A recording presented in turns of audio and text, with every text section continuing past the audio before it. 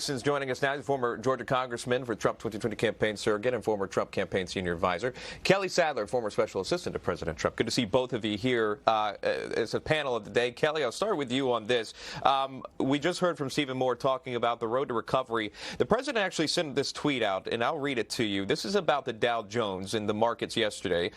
He says the Dow Jones Industrial just closed above 29,000. You are so lucky to have me as your president. With Joe Biden, it would crash. Your thoughts overall on that, as it is portrayed in Trump fashion, but is the president really orchestrating one of the fastest recoveries, Kelly? Well, absolutely. I mean, his tenets of, tax cuts, deregulation, unleashing the energy sector, and negotiating better trade deals is really what is going to move our economy forward and help it rebuild again. Now, Stephen Moore was just talking about small businesses and reopening, and that needs to happen. Yes, Wall Street is doing great. The big corporations are doing great. If you've got a 401k, that is doing excellent. But if you're a small business owner, times are really tough. And so these states need to start reopening and withdrawing some of their restrictions so that small businesses can get the jump that they need to reopen and rebuild. Now, I hope that Congress comes back in session and passes another round of stimulus specifically aimed at these small businesses. But we can't let we can't give up or let up right now. We gotta provide this help for the small businesses. Jack, I'll bring you into that conversation. That's something Stephen Moore kind of alluded to again, as Kelly's pointing out, the small businesses. There needs to be a relief package passed. It hasn't been so. Congress is back in session starting, I believe, Tuesday after Labor Day. Do you foresee something happening quickly? Yeah, I think when Congress reconvenes, one of the things that they have to do is deal with the FY21 budget, and they will probably tie the two actions together, something to a continuous resolution to keep the budget, keep the government funded at least through the election, but they'll also have something to do with the CARES package on it. But I wanted to point out something as I listened to my friend Stephen Moore. Georgia's actually had a great year. And the reason why this is so important, Sean, is so many people in these blue states who have businesses that are closed down think that it's universal. Georgia was just ranked the best state in the union to do business with. In the last year, we had $7.4 billion in new investment, 350 new projects since last July, 24,000 actual new jobs. It doesn't mean we have a net gain, but Georgia's on the move because Brian Kemp, our governor, put the pedal to the metal and said back in May, we're going to have to reopen it. He got a lot of grief for it, but what we're seeing really is a lag in our economy because of California, because of Pennsylvania, because of Wisconsin, and some of these states where they've been more timid about reopening. If they would show the brass that Brian Kemp and other red state governors have, it would be a totally different economy right now. So you're saying, hey, these are the states that are reopening and they're doing great, and the ones that are not, simply they're not reopened yet, and here's the reason. Yes, and if you look at Texas and Florida, which in July had a spike in coronavirus as they attempted to reopen, but they did not back down. They did adjust, but now in Arizona as well, but particularly Texas and Florida, they are having new jobs created because businesses are reopening again, and the coronavirus curve has not been flattened and actually decreased in those states. So what my message would be to Gavin Newsom in California and Governor Cuomo in New York is let your people go. Quit whining about Washington passing a stimulus package and do the biggest thing you can do for jobs and constituents and reopen businesses. Yeah, I think it's getting to the point where the people are realizing this at this point. You know enough about the coronavirus now to protect yourself and your loved ones and do it safely, but also get the economy back and going. Jack Kingston, Kelly Sadler, they're our panelists for today. Stick around. Got a lot of news to cover with you. See both of you back on this one here. Jack, I'll start with you on this. Comment on, if you will, Corey talking about this could be the beginning of peace in the Middle East. I think it could be. And as he said, Bahrain may be coming on board next. I think other states will. The president's first international trip was to the Gulf region, and he has developed a really strong connection there. And he stood up to the Russian forces in Syria and so forth. So he showed that we are a dependable partner. When I have traveled to the Middle East and other areas where America has dabbled in war and so forth, one of the big questions they have is, are you committed to us? Because they think in decades and centuries. We think in terms of weeks, months, and years, and their view of the world is a lot different than ours. But I think the fact that the president has shown a true long-term commitment by sending his own son-in-law to negotiate the peace treaty, I think that that's a signal that the Middle East has really taken up. And the fact that he's saying, let's end some of the endless wars that we've had around the country, I think that around the world, that makes a lot of sense. So it was a great victory. I don't think we can underscore how complicated this was. The first state in 26 years, first country in 26 years to recognize Israel. Kelly, what does that say about the United States of America putting their fingerprint on something as historic as this? Well, I mean, I would argue that the president and Jared Kushner deserve the Nobel Peace Prize, and it would be awarded to any other president if they didn't have the last name Trump. You know, this is a huge deal, and this is a historic moment, and it hasn't received much mainstream news media coverage, which is a shame. But what you're seeing in the Middle East now that's very encouraging are these countries coming together and unifying against Iran. And, you know, we got out of the JCPOA. We need the allies in the region. And you know, everyone views, every nation state works in their own self-interest. And, you know, basically when you have the UAE working with Israel, and now there's going to be other Middle Eastern countries, I'm sure that will normalize their diplomatic relations with Israel. This is a concerted front against Iran. Could be only the beginning, and we will cover it here on Newsmax. Jack Kingston, Kelly Sadler joining us live. Stick around for us. House Speaker Nancy Pelosi not really apologizing for her viral, controversial salon visit. As we've reported, Pelosi received a wave of backlash after getting caught on camera walking through a San Francisco salon with wet hair and no mask, despite salons being forced to remain closed under coronavirus restrictions in that area. Joining us to discuss, we welcome conservative commentator Terry Schilling, also our panel of the day, Jack and Kelly. We're all going to weigh in here. And as we've seen, Speaker Pelosi got caught on camera, but it was her response that fueled yet another round of news coverage, at least, of course, on certain networks. But Terry, what do you think about the Speaker's setup comments? I think that those words are very interesting, that she's claiming that she fell for a setup, when in reality, I think it's the American people that have fallen for a setup. Look, this isn't the only example of Democratic hypocrisy regarding the coronavirus epidemic that we've seen. What's actually more egregious than just the hair salons that have been shut down is the fact that people have been dying.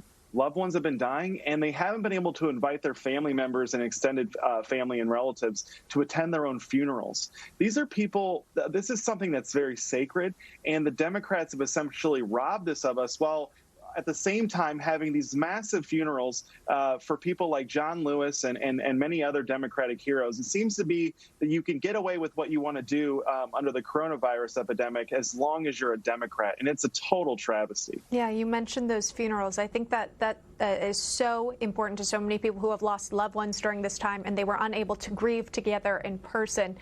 Great point that you mentioned there. Do you want to focus back on the hair salon instance here, just because, you know, it speaks to kind of the other businesses that are forced to shut down during this time. And in fact, Speaker Pelosi now saying that she's the victim here. The salon owner had a chance to respond, and she denied those claims. Listen to this. She had called the stylist or her assistant did and made the appointment. So yes, the appointment was already booked. So there's no way I could have set that up. And I've had a camera system in there for 5 years. I mean, I didn't go in there and turn cameras on as soon as she walked in to set her up. If she's in there comfortably without a mask and feeling safe, then why are we shut down? Yeah, exactly. A great question there. And Kelly, not only is the Speaker bashing a female-run small business owner, it seems like the Speaker's story isn't adding up. Yeah, well, I mean, it is just unbelievable. With these Democrats, they're saying that they're basing all of their judgments and rulings and mandates on science. And that, we should be scared of the coronavirus. It's, the deaths and the caseloads and blah, blah, blah, blah, blah. But yet you see Nancy Pelosi's not too scared. She's not scared to go into a salon and not wear her face mask. You have the governor of Illinois who had travel lockdowns in his state, but he wasn't scared to travel out of state. His wife did and went to Florida. You have the mayor of Philadelphia who said all restaurants need to be shut down, no indoor dining because of fear of the spread of the coronavirus. But yet he travels down to Maryland and is caught having dinner inside a restaurant. So this fear that they're promoting and perpetuating, they actually don't themselves believe. And I think that's a real takeaway here. Yeah, big red flag there. You kind of allude to this, that Speaker Pelosi is not the only politician or elected official who's kind of broken their own rules and restrictions. I want to show you this. It's just kind of a compilation of headlines of examples to it. Again, the Pelosi hair salon incident. Bill de Blasio was seen going to a gym in Brooklyn. Chicago's mayor got her hair cut, as you had said. And as you were saying, the mayor of Philadelphia, who won't allow indoor dining in the city, was spotted dining in the next state over. Jack, when we look at Speaker Pelosi, she's been such a strong advocate for wearing masks, especially mandating that they be worn on the House floor. She's also, quite frankly, more at risk for getting coronavirus because of her age. I'm not sure about any underlying conditions, but, what does it say about for everyone else, right? The everyday American, how concerned we should be about coronavirus when these elected leaders and these officials aren't following their own rules.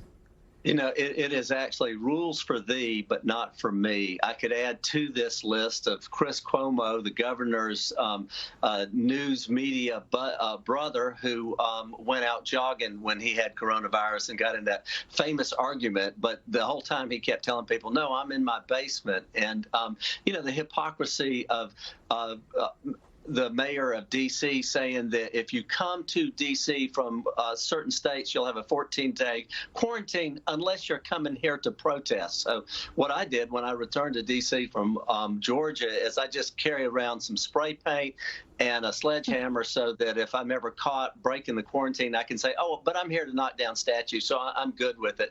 But I got to say this, Emma. Kelly Sadler has been in the back room of some of these great political ads that the Trump campaign has put together. I do think this is a gift. I think it's extremely serious. I think the hypocrisy is appalling, but I also think on a political level, this is a gift that if Americans don't realize this is 2020, this is the difference between Democrats and Republicans, we should roll that thing over and over again, or it is political malpractice. I hope Kelly agrees with me because beyond the human... Okay. Yeah. I think you're onto something here. I think we'll probably see this clip a few times. Terry, we'll just get some final comments from you here. When we look at where coronavirus specifically ranks in regards to voters' priorities as we head towards November, it seems that has fallen. At least we had shown one poll that found that law and order is going to be number one, economy and jobs come in at number two, and coronavirus number three here. Again, we still hear this push to keep these lockdowns in certain states, continuing and underway. But what's that going to really say to voters? How are they going to respond?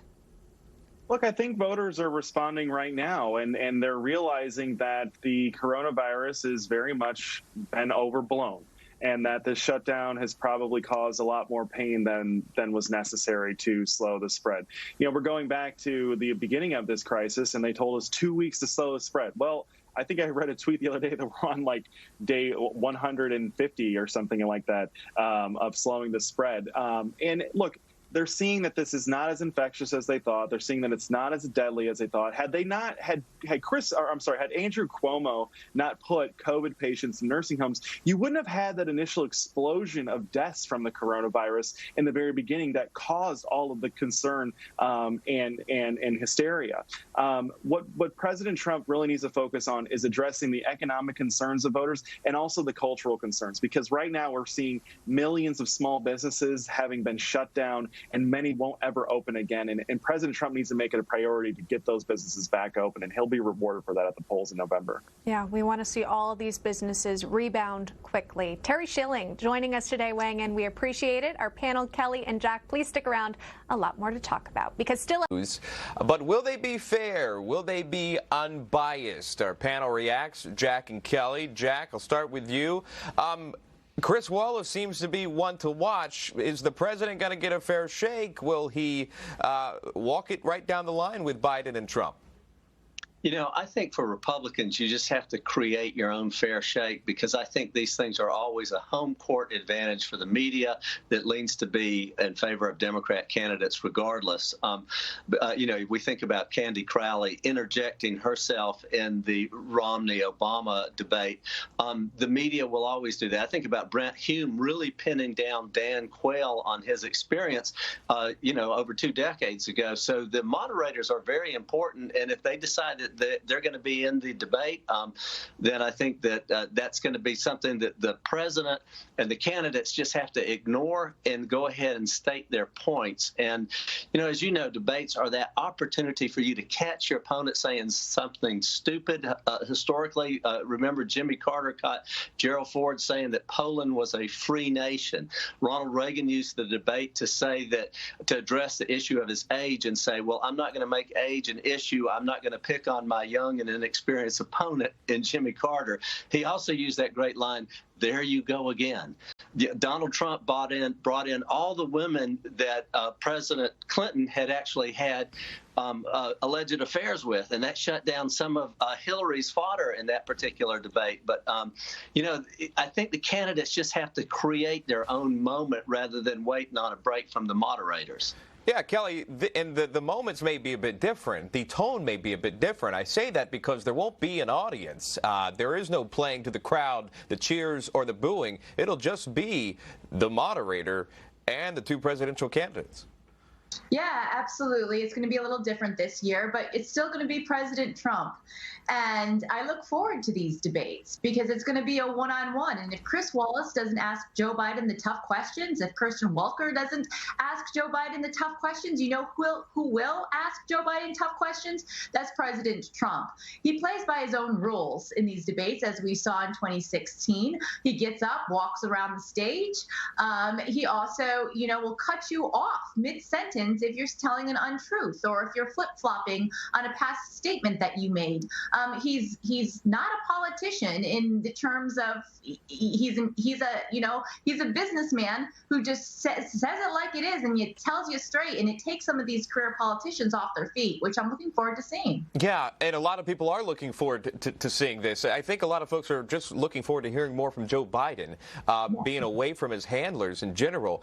And it's unreal that we have this discussion, but I have to ask, Jack, is there any possibility that Biden and his people pull him out and he doesn't actually show up for the September 29th debate for whatever reasons? Absolutely. 2020 is a year when all rules and all matters have been broken, so it would not surprise me a bit. On the same hand, though, I have to say as a Republican, I don't want to overplay Donald Trump's advantage because 47 years in public office, Biden has learned a thing or two, and he has no problem in saying, I'm for fracking, I'm against fracking, I'm going to have a mandatory mask wearing and nationwide. No, I'm not. I never said that. I'm going to take your guns away. No, I'm not. He is not bound. Yeah, fracking and everything else. He's not bound by anything that he said yesterday. That makes him a very difficult opponent. But one of the things that's very hard on those of us who follow this closely, those political junkies and all of us, is that our view of it is totally different than the average person back home who doesn't watch politics year-round. That, you know, they're just now tuning in.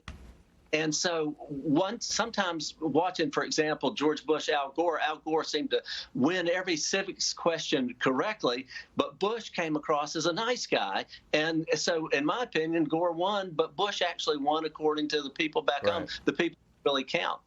Reckenberg and I were just talking about that, actually, is how plugged in you are. I wonder if there's different perspectives of the whole thing, and we'll see that. All right, Jack Kingston, Kelly Sadler, panel for today. We appreciate it. Great job as always.